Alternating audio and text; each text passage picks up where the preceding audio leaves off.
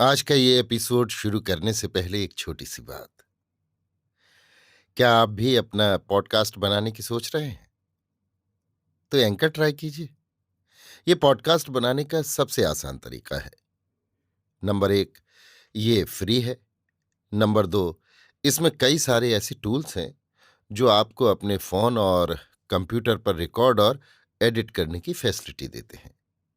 Number तीन, आप अपने पॉडकास्ट को डिस्ट्रीब्यूट भी कर सकते हैं, जिससे इसे स्पॉटिफाई और दूसरे प्लेटफॉर्म पर सुना जा सके। तो डाउनलोड कीजिए फ्री एंकर ऐप या विजिट कीजिए anchor.fm पर अपना पॉडकास्ट स्टार्ट करने के लिए। ये तो थी एक छोटी सी जानकारी, और अब शुरू करते हैं एपिसोड का सिलसिला। तो आज के एपिसोड में लीजिए सुनिए आचार्य चतुर्सेन शास्त्री के लिखे उपन्यास गोली के 58वें भाग दिल्ली की ओर को, मेरी यानी समीर गोस्वामी की आवाज में। मैं रंगमहल के अपने कमरे में लौट आई। मैं नहीं जानती थी कि क्या होने वाला है, पर यह मैं समझ गई थी कि कोई नया कुचक्र मेरे ऊपर चल रहा है और मेरी तथा मेरी लड़की की आबरू खतरे में है। रानी ने मेरी लड़की को जो अपनी खिदमत में मांगा है, सो बेशक रानी उसकी आबरू की गाहक है। संभव था वो मेरी संपत्ति भी हड़पना चाहती है, पर मैंने ठान ली कि चाहे मेरी जान चली जाए, पर मैं नहीं झुकूंगी और न ही अपनी लड़की को गुलाम बनने दूंगी। पर हाय रे तकदीर, मैं जन्मजात गोली कैसी उल्टी बात सोच रही थी। पर अब सोचने विचारने का तो समय ही न था। अब तो वो समय आ गया था कि या तो अब या फिर कभी नहीं। मेरा कलेजा मुंह को आ रहा था। मैं निरीह अबला अब निपट अकेली असहाय थी। मेरा एकमात्र मित्र भी अब नहीं रहा था। मैंने बहुत बातों पर विचार किया और धड़कते हुए कलेजे से राजा से मुलाकात की। राजा मुझे एकांत कक्ष में ले गया। वो बड़ा परेशान था, पर उसने अत्यंत धैर्य और शांति से मुझसे बातचीत की। उसने मुझे बताया कि एजीजी का हुक्म मेरे लिए आ गया है कि मैं तुरंत रंग महल खाली कर दूं। सम्राट ने बालक मृत महाराजा का उत्तराधिकारी मंजूर कर लिया है। शायद मुझे कुछ गुजारा मिलेगा, पर अभी उसका कुछ ठिकाना नहीं है। मुझे आपकी चिंता है। अभी किसुन मेरे पास आया था। उसने मुझे बताया कि आपको रानी ने बुलाया है। क्या महारानी से आपकी मुलाकात हुई? मैंने संक्षेप में सब बात बताई और रोते रोते कहा, मेरी जान भले ही चली जाए, पर मेरी लड़की की इज्जत पर आँच न आने पाए। राजा ने कहा, यह समय दिल को मजबूत रखने का है। अब आपका रंग महल में या रियासत में एक मिनट भी ठहरना निरापद नहीं है। रंग महल में आपके बैरी नरपशु गंगाराम गोले का दल चल रहा है। उस पाजी को मैं जानता हूं। वो धूर्त भी है और क्रूर भी। कल न जाने क्या हो। आप अभी इसी समय तुरंत यहां से दिल्ली चली जाएं। सामान कुछ नहीं ले जा सकेंगी। मेरी मोटर आपको चौराहे पर खड़ी मिलेगी। उसे आप मेरी तुच्छ स्नेह भेंट समझिए। आप यहां अभी इसी शाम के झुटपुटी में पैदल ही निकल जाएं और चौराहे पर जाकर गाड़ी में बैठ जाएं। बच्चों को लेकर के सुन आपको गाड़ी में मिलेगा। मेरा ड्राइवर मेरा विश्वास भाजन बूढ़ा राजपूत है। उस पर भरोसा कर सकती हैं। आप सीधी दिल्ली की राह पकड़िए। ये थोड़ा सा राह खर्च है, सो साथ रखिए। उसने एक पर्स मेरे कांपते हाथों में थमा दिया और ठंडी सांस लेकर कहा, जाइए। उसने मुझे हाथ जोड़कर नमस्कार किया। मैं पीपल के पत्ते की भांति कांप रही थी। बहुत चेष्टा करने पर भी मेरे मुंह से एक शब्द भी नहीं फूटा और मैं धड़कते हृदय और कांपते पैरों से चल खड़ी हुई। मोटर यथास्थान खड़ी थी। उसमें सब बच्चे भी थे, पर मेरा पति न था। मेरी बड़ी लड़की मेरे बच्चे को छाती से लगाए बैठी थी। उसके नेत्रों में भय व्याप रहा था। ये पहला ही अवसर था जब मैंने अपनी लड़की को इस तरह चिंतित और उदास देखा। शायद उसके पिता ने उसे कुछ बातें बता दी थीं। छोटी लड़कियां भी घबराई हुई थी। यद्यपि सारी बातें वे नहीं समझती थीं। मुझे देखकर उन्हें ढांढस मिला। उन्होंने बताया कि मेरा पति मेरी ही तलाश में उधर गया है। मैं बौखलाई सी इधर उधर देखने लगी। कुछ करते धरते नहीं बन पड़ रहा था। ड्राइवर का कहना था कि यहां खड़ा रहना निरापद नहीं है। कहीं ऐसा न हो कि रंग महल में मेरी ढूंढ मच रही हो। पर मैं वहां अपने पति को छोड़कर कैसे जा सकती थी? मैंने पति की तलाश में जाने का इरादा किया तो ड्राइवर ने बाधा देकर कहा, आप मौत के मुंह में जा रही हैं।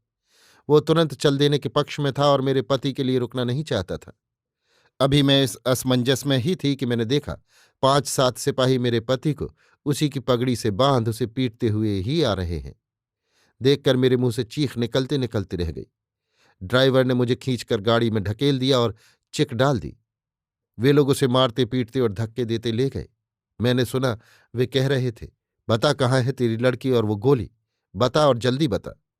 वे उसे मार रहे थे, धकेल रहे थे, और मेरा धीर वीर पति अपना मुंह जैसे सिए हुए था। वो न हाय करता था न आह, न मारने का विरोध करता था न घसीटने का। वो चुपचाप सब कुछ सह रहा था। मैंने एक बार गाड़ी से उतरकर उसके पीछे जाने की चेष्टा की, पर ड्राइवर ने डांट कर कहा, बेवकूफ़ी मत करो, एक के पीछे सबकी मौत मत बुलाओ। उसने एक झटके के साथ गाड़ी स्टार्ट कर दी। मैं औंधे मुंह गाड़ी में गिर पड़ी और गाड़ी तीर की भांति सड़क राह चौराहे पार करती हुई दिल्ली की राह पर उड़ चली। मैं नहीं जानती थी कि मैं विक्षिप्त अवस्था में थी या बेहोश, पर जब मैं होश में आई तब बहुत देर तक नहीं समझ सकी कि कहाँ और किस अवस्था में हूं। बहुत देर बाद समझ में आया कि मैं मोटर में हूं और दिल्ली की राह पर भागी जा रही हूं। मैंने खिड़की से बाहर देखा, चौथ या पंचमी की क्षीण ज्योत्सना रूखे सूखे पहाड़ों टीलों पर पड़ रही थी, और उनके बीच टेढ़ी मेढ़ी सड़क पर हमारी गाड़ी दौड़ी जा रही थी। मेरी लड़की ने पानी के गिलास मेरे मुंह से लगा दिया और मेरा सिर वो अपने घुटनों में दबाकर बैठ गई। अब मेरी ज्ञान भावना जाग गई थी और मेरे मानस नेत्रों के सम्मुख मेरे पति की उस पाग से बंधी हुई काया थी, जो निर्दयी सिपाहियों से पीटी जा रही थी, निर्वाक मौन धुनी जा रही थी। हाय, मैं इस त्याग और तप के देवता को उन अधम पशुओं के बीच छोड़कर भागी चली जा रही थी, अपनी अधम देह लेकर। न जाने उस पर कैसी बीत रही होगी, जिस पुरुष के प्रेम और सेवा से इस अधम शरीर का रोम रोम बंधा पड़ा है, जिसके अपरिचित धैर्य और सहिष्णुता ने उसे जीवित रखा है, और जिसने तिल तिल अपनी आहुति देकर मुझे अपने मूक मौन प्यार से संपन्न किया, उसे मैं कैसे आज अपनी आंखों विपन्न अवस्था में देखकर भी यहां से भाग आई, अपने प्राणों को लेकर। इन प्राणों का अब क्या होगा भला? किसकी भलाई में इनका सदुपयोग होगा? मेरा मन मचल पड़ा। मैं आहत पशु की भांति चीख उठी, रोको रोको, पीछे लौटो, मैं उनके बिना नहीं जाऊंगी, मैं मर मिटूंगी, जान दे दूंगी, वापस चलो, लौट चलो। पर बूढ़ा राजपूत दृढ़तापूर्वक स्टीयरिंग का चक्का पकड़े बैठा था। हवा में उसकी सफेद दाढ़ी फहरा रही थी। उसकी बड़ी सफेद पाग शरदाभ्र की भांति उस क्षीण चांदनी की मंद ज्योत्सना में अपूर्व शोभा धारण कर रही थी। उसने पीछे मुंह फेर कर संकेत से ही मेरी पुत्री से कहा, सावधान रहना, पकड़े रहना इन्हें, चोट न मार लें। और एक बार मैं फिर मूर्छित हो गई, या कहिए सो गई। बहुत देर तक मैं सोती रही, और जब मैं जागी तब पौ फट रही थी। पूर्व में आकाश पर सफेदी फैल रही थी। चारों तरफ समतल मैदानों में हरे भरे खेत लहलहा रहे थे। बूढ़ा कर्मठ राजपूत उसी भांति अपनी जगह पर डटा बैठा था। गाड़ी उड़ी चली जा रही थी। उसकी सफेद दाढ़ी उसी भांति हवा में फहरा रही थी। मैं फटी फटी आंखों से अपने जीवन में उस अद्भुत नवीन दिवस के आगमन को देख रही थी। विरोध भावना मेरी जैसे सो गई थी। चैतन्य का देवता जैसे मर गया था। मैं निश्चल निष्प्राण सी बैठी अपने भाग्य के ये खेल देख रही थी। अंततः हम दिल्ली आ पहुंचे। अभी पहर भर दिन चढ़ा था। नगर के एक भाग में पहुंचकर ड्राइवर ने एक छायादार स्थान पर गाड़ी रोक दी। उसने कुएं से पानी खींचा, बच्चों को जगाकर उनका हाथ मुंह धुलाया। नित्य कर्म से बच्चे निवृत्त हुए। फिर उसने अपनी झोली में से कुछ सूखी मेवा निकालकर बच्चों को दी। इसके बाद उसने मेरे निकट आकर कहा, माँ जी, आप घबराइए नहीं। इन बच्चों की रक्षा का ध्यान आपको सबसे पहले करना चाहिए। बड़ी बात समझिए कि आप इन्हें लेकर निकल आईं।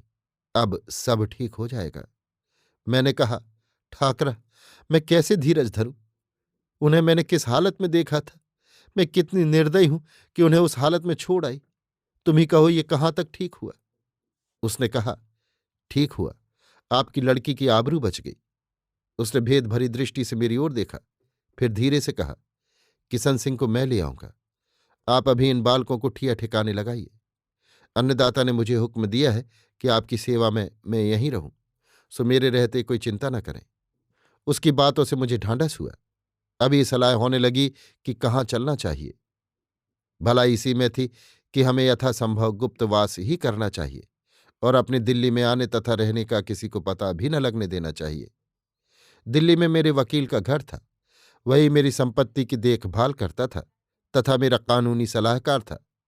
हमने सब आगा पीछा सोचकर उसी के पास चलने की ठानी। ईश्वर का किस मुंह से धन्यवाद करूं कि उसने इस विपत्ति में केसरी सिंह जैसा सच्चा हितैषी सहायक मुझे दे दिया। वो केवल ड्राइवर ही न था, नए राजा का दूर का संबंधी, अच्छे खानदान का राजपूत था। राजा को बचपन में उसी ने खिलाया था। राजा ने मेरे ऊपर और भी जितने छोटे बड़े एहसान किए थे, उन सबसे बड़ा एहसान ये था कि उसने इस सच्चे बुजुर्ग राजपूत को मुझे दे दिया था। उसी ने इस विपत्ति काल में भंवर से मेरी नैया निकाली, मेरी इज्जत और मेरे जीवन की रक्षा की। मेरा वकील भी एक सज्जन पुरुष था। उसी की सहायता से एक मोहल्ले में एक छोटा सा घर मिल गया और हम उसमें जाकर ठहर गए। अभी आप सुन रहे थे आचार्य चतुर्सेन शास्त्री के लिखे उपन्यास गोली के 58वें भाग दिल्ली की ओर को, मेरी यानी समीर गोस्वामी की आवाज में।